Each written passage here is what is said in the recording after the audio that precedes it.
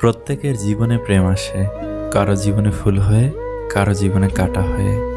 মন খারাপের সান্ত্বনা দেওয়ার মানুষগুলি যখন মন খারাপের কারণ হয়, তখন কষ্টটা একটু বেশিই হয়।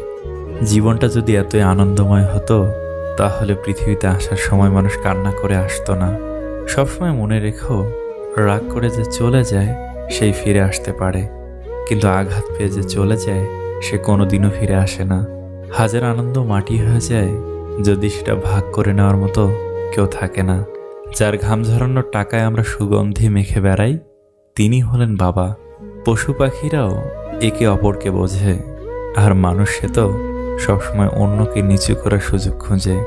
কারো মুখের হাসি দেখার জন্য নিজের কান্নাটা লুকিয়ে রাখার নামই হয়তো জীবন। গুরুত্ব বোঝাতে হলে অনেক সময় দূরত্বের প্রয়োজন হয়। ছেলেরা মেয়েদের পিছনে ঘোরে, কিন্তু মেয়েরা ছেলেদের পিছনে ঘোরে না কেন?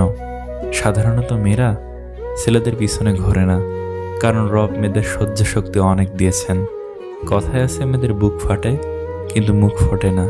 তাই মেয়েদের মনে কোনো ছেলেকে পছন্দ হলেও তারা এড়িয়ে যায়। মায়ের সাথে ভালো একটা ফ্রেন্ডশিপ তৈরি করুন, আপনি ভালো থাকার একটা মেডিসিন পেয়ে যাবেন। মিথ্যার চেয়েও বেশি ভয়ঙ্কর হলো অর্ধেক সত্য। মানুষ বাঁচে নিঃশ্বাসে, ভালোবাসা বাঁচে বিশ্বাসে। নিঃশ্বাসে বিশ্বাস হারিয়ে গেলে যেমন মানুষ ভালোভাবে বাঁচতে পারে না, তেমনি বিশ্বাসের নিঃশ্বাস হারিয়ে গেলে ভালোবাসা আর বাঁচতে পারে না। সময়ের হাত থাকে না, কিন্তু মাঝে মাঝে সে এমন থাপ্পড় মারে যেটা সারা জীবন মনে থাকে।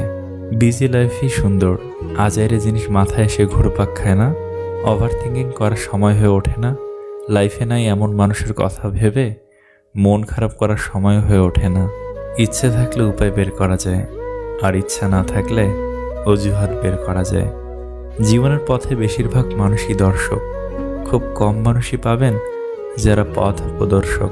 যে পৃথিবী তোমার এত প্রিয়, সে পৃথিবী থেকেই তুমি একদিন পালিয়ে বাঁচতে চাইবে, যেদিন তুমি বার্ধক্যে উপনীত হবে।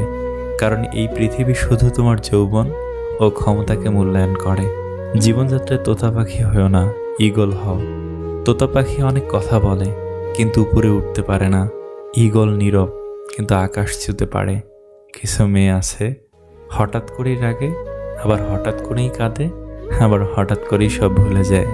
একটি লক্ষণে বুঝতে পারবেন সে আপনাকে মন থেকে ভালোবাসে কিনা। যদি দেখেন আপনি ভুল করলেও সে আপনাকে বাধা দিচ্ছে না, আপনাকে বারণ করছে না, তাহলে খুশি হন।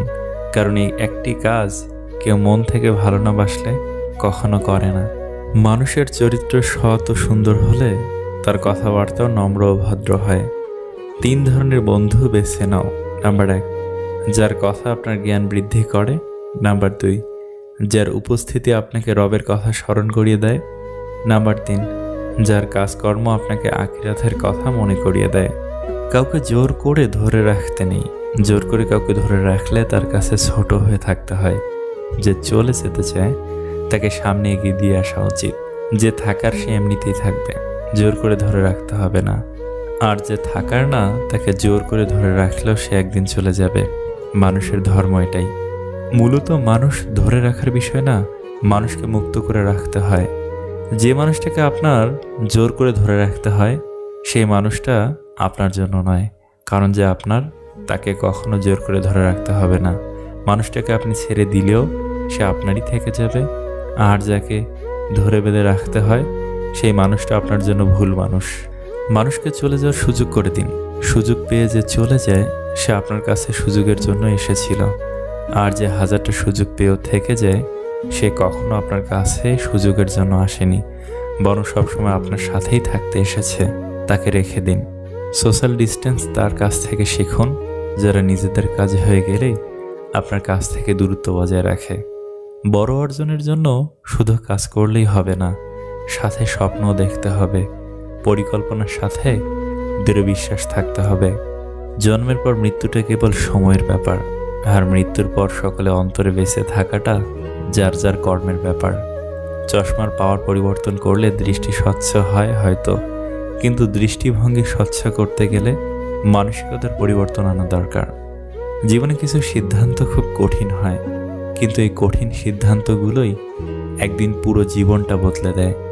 রব যখন দুঃখ দিয়েছেন, সুখের মুখ তিনিই দেখাবেন। আগে খুব বকবক করতাম, এখন চুপ থাকতে শিখে গেছি। আগে সবার সাথে থাকতে ভালোবাসতাম, এখন একা থাকতে শিখে গেছি। আগে হাসতে খুব ভালোবাসতাম, এখন হাসার আগে দুবার ভেবে দেখি। এখন সময়ের সাথে সাথে জীবনটা পাল্টে গেছে। কেন 25 বছর বয়সের আগেই বিয়ে করা উচিত?